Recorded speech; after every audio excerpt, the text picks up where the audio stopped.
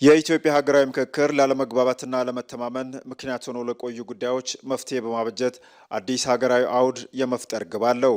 ለዓመታት ለችግሮቻችን መፍቻ አድርገን ስንከተለው ከመጣነው የኃይል አማራጭ በማላቀቅ ችግሮችን በመመካከር ወደ መፍታት ባህል ለመሸጋገር መሰረት የሚጥል ነው። የመጣንበት መንገድ ምን ይመስላል? አሁን ያለንበት ሁኔታ ከመጣንበት መንገድ ጋር በምን ይያያዛል የሚሉ ነገሮችን ለማወቅ ታሪካዊ የሆኑ ችግሮችን ለማስተካከል የተበላሹ ነገሮችን ለማስተካከል ያልተሰሩ ነገሮችን የቤት ስራዎችን ለመስራትና የጋራ አቋም በመያዝ የጋራ መግባባት በመያዝ ወደ ቀጣይ ሂደት ለመሄድ ፍኖተ ካርታ ለማስቀመጥ የጋራ ራዕይን ለመያዝ ወሳኝነት ይኖረዋል። ወደፊት ለመሄድ ወሳኝነት ይኖረዋል ብዬ አስባለሁ። እንደኔ ያኮረፈ አካል በሙሉ መሳሪያ እየተሸከመ ጫካ መግባት አለበት ብዬ አላስብም።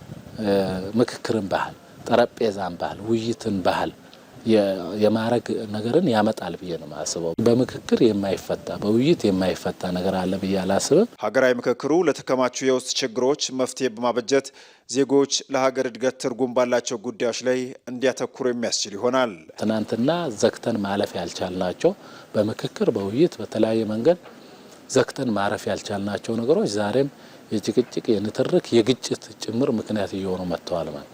ስለዚህ በሀገራዊ ምክክሩ በጣም ተስፋ ከምናደርግባቸው ነገሮች መካከል አንዱ ሀገራዊ ምክክሩ እነዚህን ሰፋፊ ልዩነቶች ፖላራይዝድ የሆኑ ማለት ነው፣ ሁለት ጽንፍ የያዙ ናቸው አብዛኞቹ፣ ወደ መሀል ወይ ደግሞ የሀሳብ ልዩነቶቻችንን ያጠባል ተብሎ ነው የሚታሰበው። እንደ ተፎካካሪ የፖለቲካ ፓርቲዎች፣ የሃይማኖት ተቋማት፣ የሀገር ሽማግሌዎች እንደዚሁም በዋናነት እብን ከእስር ቤት ሁሉ በመንግስት ቁጥጥር ስር ያሉ በዋናነት በእርማት ላይ ያሉ ያልዳሰሰው የማህበረሰብ ክፍል የለም ማለት እንችላለን እና ያልዳሰሰው የማህበረሰብ ክፍል ከሌለ እነዚህን ሁሉ እሴቶችን የያዘ ከሆነ ለዘላቂ ልማት፣ ለዘላቂ ሰላም፣ ለዘላቂ አንድነት ትልቅ አስተዋጽኦ ያደርጋል ማለት ይቻላል። ስኬታማ ሀገራዊ ምክክር ማድረግ የቻሉ ሀገራት ችግሮቻቸውን በአዲስ ሀሳብ በማረም በህዝቦቻቸው መካከል አንድነትን መገንባት ችለዋል። ከዚህ ባለፈም ወደ ኋላ ከሚጎትቱ ሀሳቦች በመራቃቸው በኢኮኖሚያዊ እድገትና በተቋማት ግንባታ ላይ ተጨባጭ ለውጥ ማምጣት እንዲችሉ አግዟቸዋል።